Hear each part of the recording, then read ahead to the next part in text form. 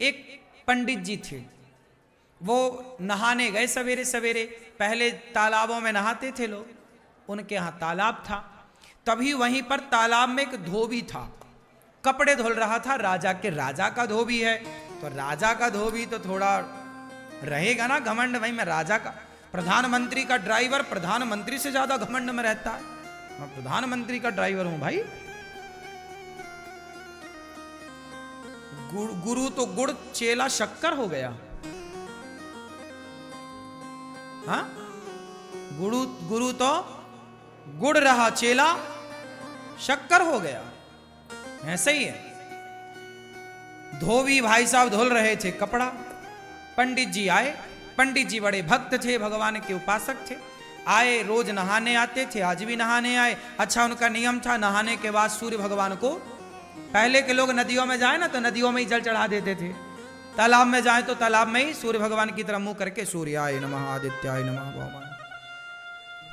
जब पंडित जी जल चढ़ाने लगे तो धोबी ने कपड़ों को जोर जोर से पीटना स्टार्ट किया। तो जो कपड़ों का गंदा छीटा जल था, छीट नहीं पड़ते कपड़ों का निकलता है, वो गंदा पानी पंडित जी की अंजलि में जाके गिरा हाथ में, और उसी से वो सूर्य भगवान को अर्घ दे रहे हैं। तो सूर्य अर्घ में उस जल में वो कपड़ों का धौमन गिर रहा था, गंदा पानी। जबकि धोबी को चाहिए ये था कि जब कोई जल चढ़ा रहा है तो जरा 1 मिनट के लिए भैया रोक लो कि जल पूरा हो जाए। पंडित जी तो जल चढ़ाते रहे, पंडित जी भी ना रुके, वो अपना जल चढ़ाते रहे, सूर्याय नमः आदित्य, पानी गंदा पड़ता रहा। ये दृश्य भगवान ने देखा। भगवान नारायण लेटे लेटे देख रहे हैं, अरे बड़ा गलत कर रहा। सुदर्शन को आदेश दिया, सुदर्शन जाओ जाओ धोबी का सिर काट के लाओ। सुदर्शन चले धोबी का सिर काटने। जब तक सुदर्शन भगवान पहुंचे तब तक पंडित जी की पूजा हो गई पूरी, और जो पूजा पूरी हुई पंडित जी ने बोला, क्यों रे नालायक, मैं पूजा कर रहा था तुझे दिखाई नहीं पड़ रहा, 2 मिनट रुक नहीं सकता, गंदा पानी डाल रहा। अब पंडित जी जो लड़ाई शुरू की है। धोबी बोला, मैं कम हूं क्या, मैं क्यों काम रोकूं, तुम दूर नहीं जा सकते उस वाले घाट में, तुम्हें भी यहीं आना था। अब सुदर्शन भगवान को आदेश क्या मिला था, भगवान ने क्या बोला, सुदर्शन से जाओ धोबी का सिर काट के आओ। अब सुदर्शन जी आए तो वहां तो लड़ाई चल रही थी पंडित जी में और धोबी में। सुदर्शन घबराए कि भगवान ने कहा है कि धोबी का सिर काटना है, इन दोनों में धोबी कौन है ये कंफर्म नहीं हो रहा। सुदर्शन वापस चले गए। भगवान ने पूछा, हो गया सिर काटने का काम? अरे प्रभु ये तो बताओ कि उन दोनों में धोबी कौन है। धोबी तुम्हें नहीं पता? अरे बोले दोनों वो लड़ रहे थे। अब दोनों जब लड़ रहे, दोनों का स्वभाव एक सा है तो कैसे पहचाना जाए। आप भी तो धोबी की तरह हो गए। यदि धोबी गलत था तो पंडित जी आप भी तो उससे लड़के उसकी तरह हो गए। अब उसमें और आप में अंतर क्या रहा? तो सुदर्शन भगवान बोले, वहां तो 2 धोबी हैं, किसे काटना है बताओ। सुदर्शन भगवान से भगवान ने कहा, तुम वापस आओ, किसी को मत काटो। क्या मतलब हुआ इसका, क्या सीखा आपने इस कथा से? जब जवाब आप स्वयं देते हैं तो भगवान चुप हो जाते हैं कि जवाब तो आपने दे दिया। पंडित जी ने जवाब ना दिया होता उस धोबी को तो भगवान जवाब देते कि नहीं। इसलिए कोई आपको गाली दे, आपको अपमानित करे, आप तो सॉरी कान पकड़ लो भैया, आप सही हम गलत। आप जब आप जवाब नहीं देते तो ईश्वर जवाब देते हैं, और आप जवाब दे देते हैं तो भगवान ठंडे पड़ जाते, भैया तुम ही निपटो सुलझो, फिर हमें काहे, तुम कर लो अपने। जब तुझसे ना सुलझे तेरे उलझे हुए धंधे, तब भगवान के इंसाफ पे छोड़ दे ए बंदे, वही तेरी मुश्किल आसान करेगा, जो तू ना कर सका वो भगवान करेगा। जो आपसे नहीं होता ना वही भगवान करते हैं। इसलिए जवाब मत दो। क्यों मेरी मां? जवाब ना देना चाहिए। मैं केवल सुना नहीं रहा हूं कथाएं, मैं इन सब पे अमल भी करता हूं, इसलिए तुरंत एक वीडियो बना के डाल देता हूं। सॉरी शक्तिमान, कोई भी बात हुई, हाँ, क्षमा बहुत बड़ा हथियार है ये क्षमा। जो तलवार नहीं काट सकती ना, वो क्षमा की तलवार काट देती है। क्यों जी, बात सही है। दुशासन ने द्रौपदी से क्षमा मांग ली होती, दुर्योधन ने द्रौपदी से क्षमा मांग ली होती कि मैंने तेरे कपड़े उतारे द्रौपदी, गलती हो गई, क्षमा। एक क्षमा मांग ली होती दुर्योधन ने, तो क्या महाभारत होता? बच जाते ना लाखों लोग कटने से। हाँ, ये जो क्षमा की तलवार है ना मेरी मां, ये लोहे की तलवार से ज्यादा शक्तिशाली है या नहीं? कितने लोग मानते हैं इस बात को कि ये सॉरी की तलवार, क्षमा की तलवार बहुत सारी तलवारों को उठने से रोक देती है? हाँ या ना? समझ लेना मेरी मां। इसलिए झगड़ा होगा ही नहीं यदि आप मेरी बात मानो तो। कोई झगड़ा नहीं, छुट्टी।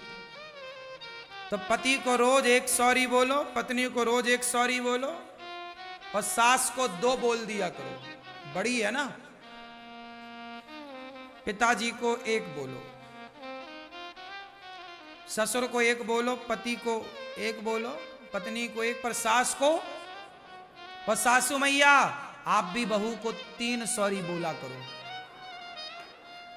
एक इसलिए कि तेरे बाप ने तेरी जैसे पैदा कर दी, सॉरी। एक मेरे बेटे का मैंने तेरे से ब्याह कर दिया, सॉरी। और एक तू मेरे ऊपर चढ़ाई कर रही, इसके लिए सॉरी। हाँ। तो सास बहू को कितनी सॉरी बोले? 3। अब सॉरी नहीं बोलो मैया तो फिर लड़ो बहू से, फोड़वाओ सिर अपना। वो तो जवान है, बलवान, एक मारेगी तुम्हारे दांत टूट जाएंगे 3-4, या तोड़वाओ अपने दांत। बहू से नहीं लड़ना चाहिए, बहू बलवान है, अभी उसका समय है। अभी बहू का क्या है? जवानी है, समय है, रुतबा है। जब ये खुद बूढ़ी होगी तब अक्कल आएगी इसे। जवानी अंधी होती है, मैंने सुना है। ये बात सही है कि गलत है? क्या होती है जवानी? क्या होती है? क्यों भैया, जवानी क्या होती है? हाँ, इसलिए अंधी जवानी में उन्हें दिखता ही नहीं कि मां भगवान होती है, पिता भगवान होता है। काश वो आंखों की पट्टी हटती तो माता पिता में भगवान नजर आते, फिर भला कोई जवान बच्चा, बहू या बेटा अपने बूढ़े माँ बाप का सम्मान क्यों ना करता, अपमान क्यों करता? अंधा है इसलिए तो बाप में भगवान नजर नहीं आया। जवानी है ना साहब, खून गर्म है, अंधी है। इसलिए सास को कहती है बुढ़िया ज्यादा बोल मत, क्योंकि ये बहू नहीं बोल रही है, ये उसका समय बोल रहा है। लेकिन समय अर्जुन का था कि वो महाभारत जीत गए, लेकिन वही अर्जुन का जब समय बिगड़ा तो जंगल के भीलों से हार गए थे। बोलो हाँ, अर्जुन किसको हराए? महाभारत में सबको हराए। अर्जुन बड़े धनुर्धर हैं, बोलो हाँ, लेकिन वो बड़े धनुर्धर अर्जुन, महाभारत को जीतने वाले अर्जुन, जब समय बिगड़ा तो जंगल के भीलों से हारे थे कि नहीं? जब द्वारिका से भगवान कृष्ण की पत्नियों को लेकर आ रहे थे तो रास्ते में जंगल के भील मिल गए और युद्ध हुआ, हार गए, टिक ना पाए अर्जुन, भागना पड़ा, छीन ली भगवान की पत्नियों को। हाँ, अर्जुन का अभिमान मिटाने के लिए भगवान ही कोल भील बन के आए थे, ताकि घमंड में अर्जुन ना रहे। हम जीते हैं इसका मतलब हम नहीं जीते भाई, समय ने जिताया है। और हम हारे हैं तो हम नहीं हारे। आप कुछ भी नहीं हैं, आप कुछ भी नहीं हैं, समय आपको सब कुछ बनाता है। समय अच्छा है तो लोग आपके पांव धोते हैं, पांव पे गिरते हैं, और समय बिगड़ जाए तो लोग लात मारते हैं। क्यों? आपका समय अच्छा है तो लोग आपकी तारीफ करते हैं। आप में कोई अवगुण है भी तो लोग उस अवगुण को नहीं देखते, क्योंकि आपका समय है। और जब समय बिगड़ता है तो लोग अच्छाई नहीं देखते, फिर केवल हाँ समय समय पर होता है, समय समय की बात। राम जन्म का दिन बड़ा, कृष्ण जन्म की रात। ये बहुओं का जो टाइम चल रहा है ना, सास पे अत्याचार कुछ बहुएं कर रही हैं, ये इनका टाइम चल रहा है। इसलिए सासू माँ रहीमन चुप हो बैठिए, सासू माँ तुम चुपचाप बैठो, रहीमन चुप हो बैठिए, देख दिनन के फेर। सब तो लिखा तुम्हारे ऋषि मुनियों ने। जब समय अनुकूल ना हो तो चुपचाप होके दुबक के बैठ जाओ। बहू बोलती रह, तेरा टाइम है रे बोल, तेरी आएगी तब तुझे, तब तक के लिए मैं चुप हूं।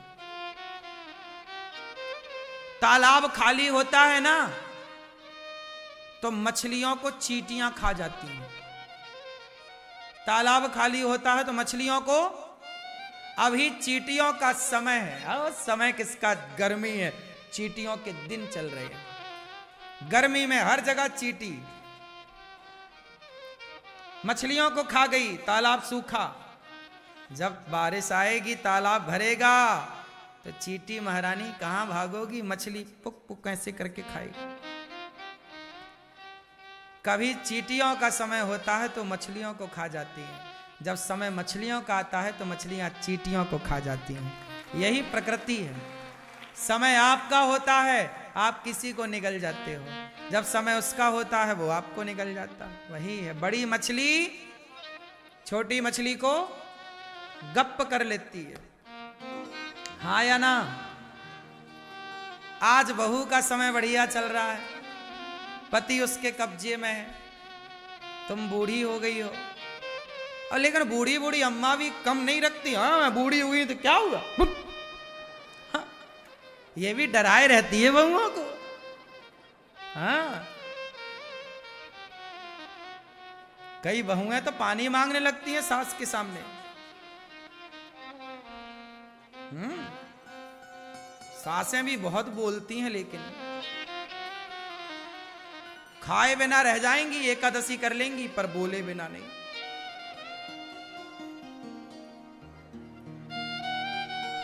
इसलिए मैं सारी समस्याओं का एक समाधान दे रहा हूं। सास बोलेगी कितने सॉरी, बोलो मैया, और बहू बोलेगी कितने सॉरी,